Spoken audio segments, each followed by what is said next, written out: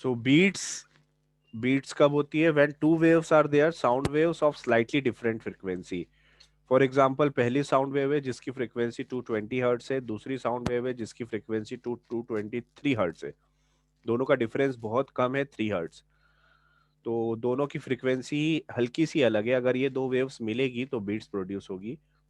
Frequency क्या होती है? फाइनल, ये फर्स्ट वेव है, इसकी फ्रीक्वेंसी F1 है। दूसरी वाली वेव फ्रीक्वेंसी ये ज्यादा वाइब्रेट कर रही है, F2 है, तो यहाँ पर F2 is greater than F1।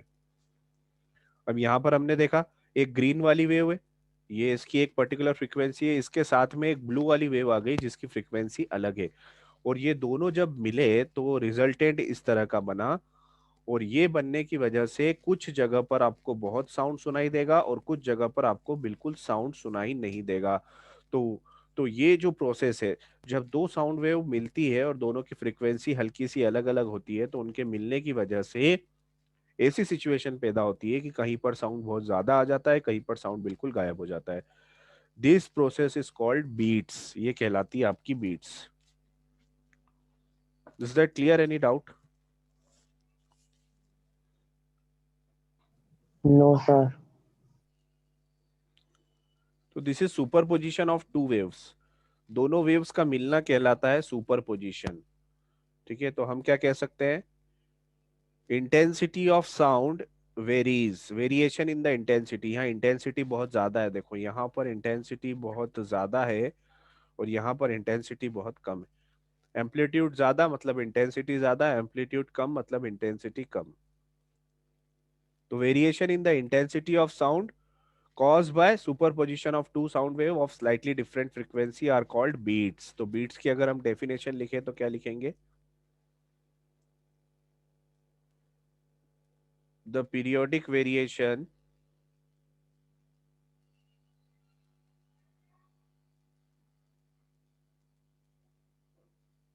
in the intensity of sound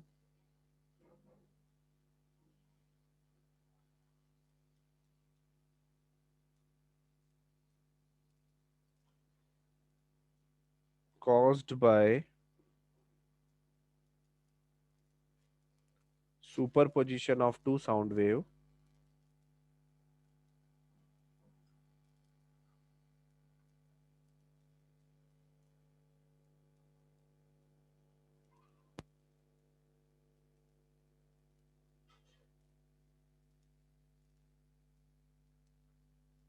of slightly different frequency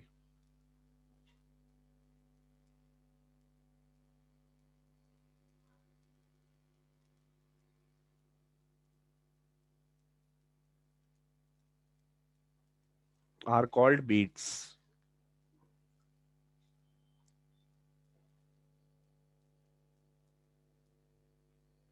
ये beats कहलाता है। ठीक है, तो periodic variation in the intensity of sound caused by superposition of two sound waves of slightly different frequencies are called beats। ये variation में ये amplitude में वेरिएशन हो रहा है। देखो यहाँ एम्पलीट्यूड बहुत ज्यादा है, यहाँ कम होता गया, कम होता गया, कम होता गया, फिर एकदम कम हो गया, फिर बड़ा बड़ा बड़ा बड़ा बड़ा बड़ा और बढ़ गया। ये इंटेंसिटी या एम्पलीट्यूड चेंज हो रहा है। इंटेंसिटी मतलब ज्यादा साउंड सुनाई देगा, कभी आपको कम साउंड सुनाई देगा। तो ये जो होता है इंटेंसिटी का वेरिएशन, मतलब साउंड कभी ज्यादा कभी कम, this is called variation in intensity, this is the beats. और ये होता क्यों है? दो साउंड की जिनकी फ्रीक्वेंसी बहुत मैचिंग है, मतलब हल्की सी डिफरेंस है, उनके मिलने की वजह से।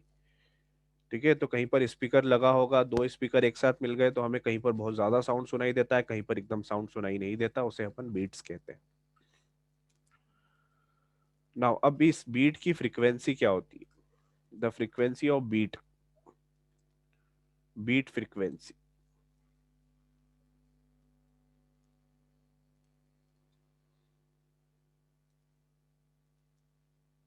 बीट फ्रीक्वेंसी को हम क्या कहेंगे?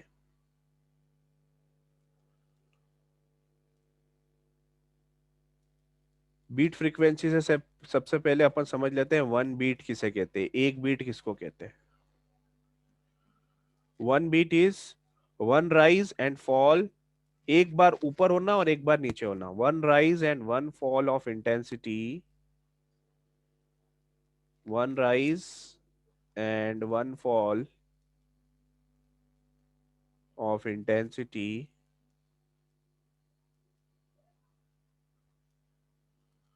constitute one beat.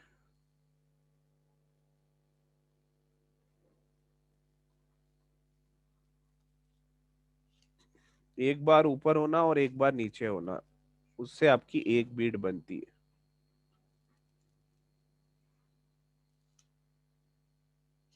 जैसे आपका वेरिएशन कम और ज्यादा हो रहा है ना, तो एक बार ऊपर होना और एक बार कम होना, नीचे होना। ये ऊपर था, फिर ये यहाँ से ये नीचे हुआ, this is one beat.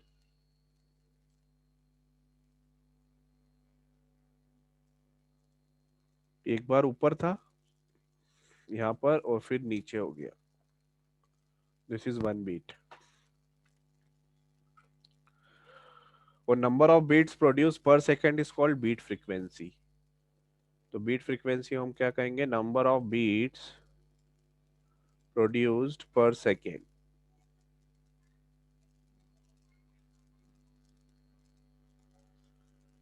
is called beat frequency.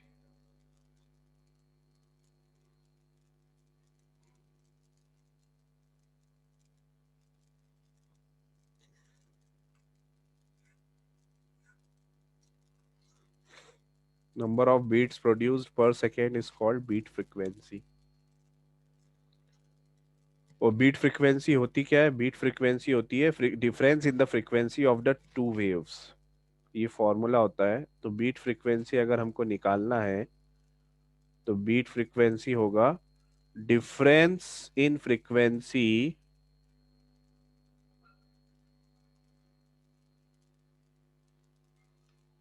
Of two waves. जो दो वेव मिल रही है उनकी फ्रीक्वेंसी का डिफरेंस।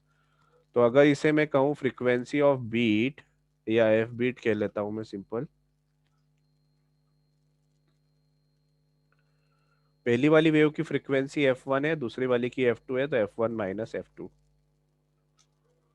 ठीक है, अब इसमें पॉजिटिव नेगेटिव नहीं देखना है अपनों को, बीट फ्रीक्वेंसी सिर्फ नंबर है। तो F1 माइनस F2 की वैल्यू नेगेटिव आए चाहे पॉजिटिव आए, अपने को नेगेटिव भी आए तो उसको पॉजिटिव लेना है। So this is the formula for the frequency of beat. ठीक है, फॉर एग्जाम्पल दो वेव अगर मिल रही है, एक एग्जाम्पल, अगर दो वेव मिल रही है, पहली वाली वेव की फ्रीक्वेंसी है 225 हर्ट्ज, दूसरी वाली वेव की फ्रीक्वेंसी है 250। तो what will be the frequency of beat, -25, F1 minus लेकिन F2, 25। that will be 5। 225 minus 220 that is 5। तो दोनों का डिफरेंस जो होता है वो आपकी बीट फ्रीक्वेंसी होती है।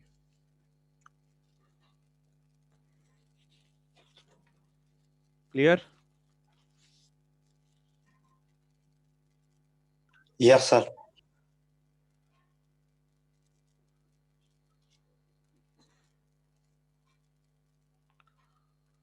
अच्छा, अगर आपको बोला है कि किसी भी मटेरियल को आपने लोड कर दिया, लोड कर दिया, लोड कर दिया मतलब उस पर आपने कुछ चीज चिपका दी, लोडिंग करना।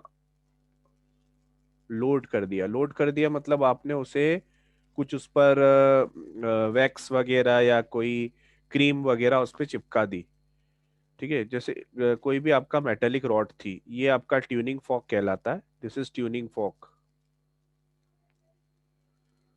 तो अगर आप ट्यूनिंग फॉक पे कोई चीज लोड कर दोगे, कोई लोड कर दिया मतलब कोई चीज आपने इस पे लगा दी, तो जब आप लगा देते हैं तो लगाने की वजह से वो भारी हो जाता है, तो उसकी फ्रीक्वेंसी कम होती है।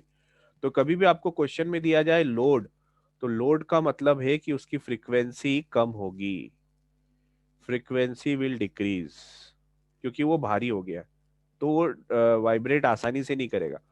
तो कभी भी आपको क्वेश्चन में लोडिंग दी जाए, उसका मतलब होता है कि उसकी फ्रीक्वेंसी आप कम कर रहे हैं। दूसरा, कभी भी आपको क्वेश्चन में फाइलिंग दी जाए मतलब आप छील रहे हो, लोड करना मतलब कोई चीज चिपकाना, आप चिपका रहे हैं कोई सी चीज उस पे, और दूसरा आप उसको फाइलिंग कर रहे हैं, फाइलिंग मतलब आप छील रहे हैं उसे।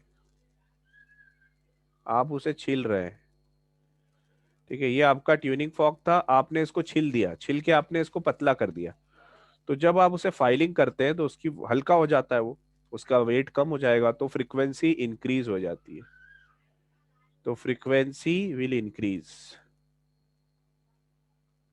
ठीक है, जब आप फाइलिंग करते हैं तो फ्रीक्वेंसी इंक्रीज होती है। ये चीज आपको दोनों चीज याद रखना है, ज्यादातर आपको ये क्वेश्चंस में पूछा जाएगा। अब एक क्वेश्चन देखते हैं, एक दो क्वेश्चन समझते हैं किस तरह से हम कर सकते हैं।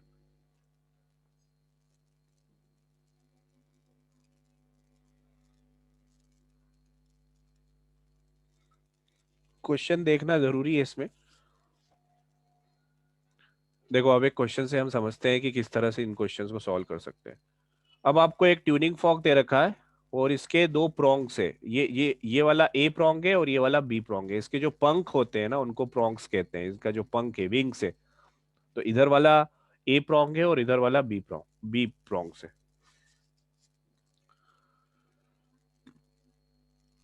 The points of the prongs of a tuning fork B originally in unison with a tuning fork A of frequency. अब इसको अपन दो ट्यूनिंग फॉर्क ही बना लेते हैं।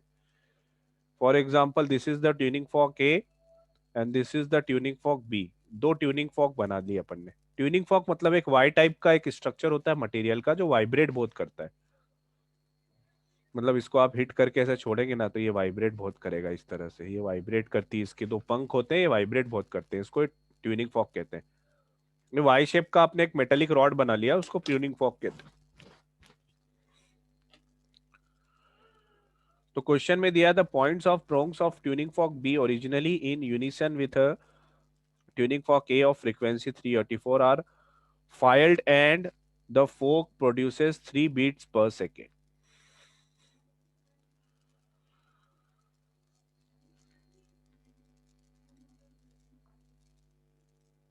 बीट फ्रीक्वेंसी दे रखी है 3।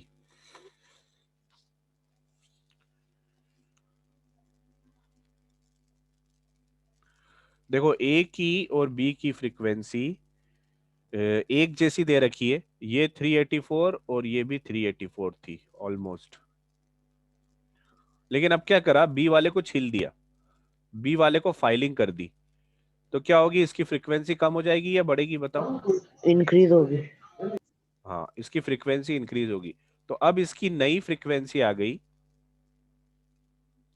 इसकी नई फ्रीक्वेंसी आ गई, अपन ने बोला एफ डैश बी, ये इसकी नई फ्रीक्वेंसी हो गई। अब बड़ी तो कितनी बड़ी ये नहीं पता हमें। अब यहां पर दे रखा है कि इन दोनों की बीट फ्रीक्वेंसी की वैल्यू जब इसको बढ़ा दिया तो बीट फ्रीक्वेंसी कितनी आ गई दोनों की? दोनों की बीट फ्रीक्वेंसी 3 है। तो अब ये 384 से 3 बड़ा या घटा, क्योंकि ये 3 जो है वो फ्रीक्वेंसी का डिफरेंस बताता है। तो अब बताओ क्या होगा, इसकी फ्रीक्वेंसी क्या होगी बताओ? 387। 387। 387, क्योंकि वो बड़ा ही होगा। फाइलिंग दे रखा है, इसका मतलब उसने हमें हिंट दे दिया कि इसको बढ़ाना है। तो हमने 384 प्लस 3 करा, माइनस नहीं करा। ये क्वेश्चन नंबर 1 था। क्वेश्चन नंबर 2 देखिए।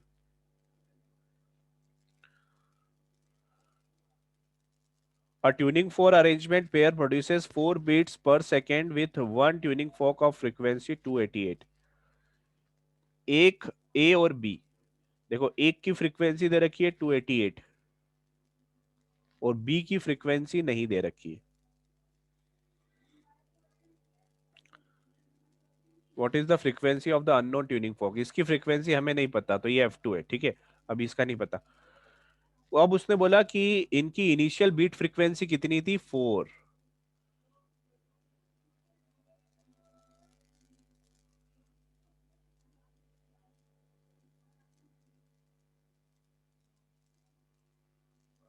इनिशियल बीट फ्रीक्वेंसी 4 है, ठीक है। ए है आपका 288 और बी की फ्रीक्वेंसी है F2, मान लिया अपन ने। इनिशियल बीट फ्रीक्वेंसी 4 दे रखी है आपको। अब बोला है कि a little wax is placed on the unknown fork and it then produces 2 beats per second. तो ये इनिशियल बीट फ्रीक्वेंसी मतलब हम क्या लिख सकते हैं, हम लिख सकते हैं 288 minus F2 must be equal to 4। ये होता है ना बीट फ्रीक्वेंसी, दोनों के बीच फ्रीक्वेंसी का डिफरेंस। ए की फ्रीक्वेंसी 288, बी की फ्रीक्वेंसी f2, तो 288 minus f2 must be equal to 4। अब क्वेश्चन में ये बोला है कि little wax is placed on the unknown fork. B पर आपने कुछ फैक्स लगा दिया, मतलब लोडिंग कर दी आपने इसकी, जो f2 है इसको लोड कर दिया आपने, तो इसकी फ्रीक्वेंसी क्या हो जाएगी, f2 डैश। जब इसकी फ्रीक्वेंसी f2 डैश हो गई तो नई beat frequency, final beat frequency question में दे रखी है, वो हो जाती है आपकी 2। ठीक है, मतलब नया जो 288 माइनस f2 डैश